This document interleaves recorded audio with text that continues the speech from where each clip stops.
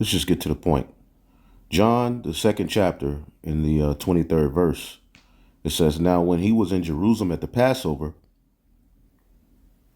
in the feast," so Yahawashi celebrate the Passover, but Christians mock us for trying to keep the Passover, but then they're justified in a Easter bunny laying eggs in colored eggs, which goes back to ancient pagan customs anyway. Now, when he was in Jerusalem at the Passover in the feast day, many believed in his name when they saw the miracles he did, but he did not commit himself unto them because he knew all men. But Yahawashi didn't trust him because he knew, all right, about all people. Okay? He knew. So there were particular things he withheld from particular people. He was always mindful of the situation that he was in. And that's a serpent quality. Okay? All right? He was well aware, all right, that people were there were those there, who had their purpose, man, that wanted to have him overthrown. The Greek word gen osko, right? To learn, to know, to perceive. And this is what a serpent does, all right? But it can be either on a negative side or on a positive side. To know, understand, perceive, to be acquainted with.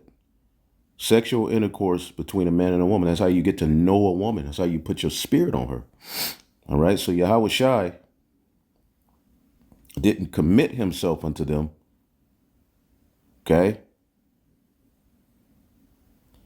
The word in the Greek. Strong's G 4100. Pistuo. Pistuo. All right.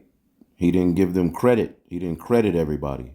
We can be too fast to credit people at times. All right. To have confidence in the New Testament, conviction and trust to which a man is impelled by a certain inner or higher, all right, prerogative in law and soul. So to trust, to entrust a thing to one. See, so he didn't open up to everybody. There was all these people around, you got to be mindful, of what you're saying. No one needed to tell him about human nature, for he knew what was in each person's heart. So as he's around these people, he's discerning who's right and who's not right, and he's reacting, all right, in the spirit and not the flesh. Because he probably could have opened up and did all kind of things. All right. But he was very, very mindful, man. So he practiced discernment. All right. As the scriptures say, give not thou which is holy unto the dogs. Okay. Let's get the book of Proverbs. Let's get Proverbs 18:7.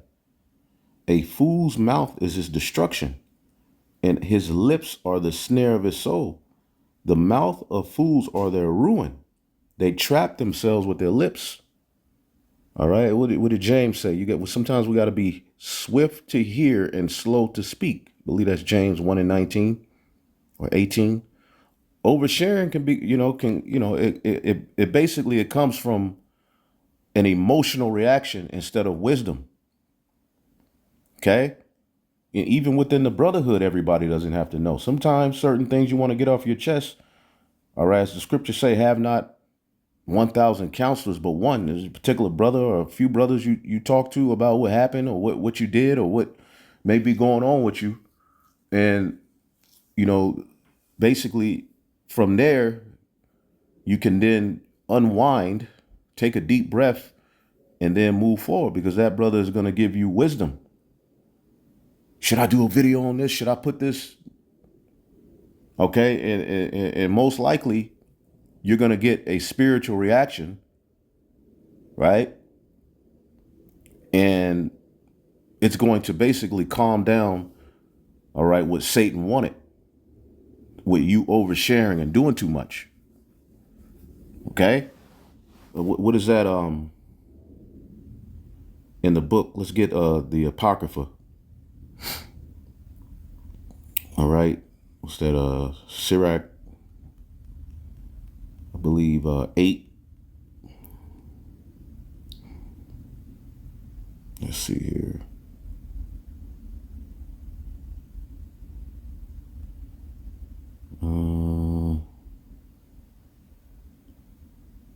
Consult not with a fool, for he cannot keep counsel. Here's a good one. Sirach 8 and 18. Do no secret thing before a stranger, for thou knowest not what he will bring forth. And we got to understand, these people are strangers. All right. You get likes, you got subscribers. A lot of these people are spies. Even amongst us are spies and agents.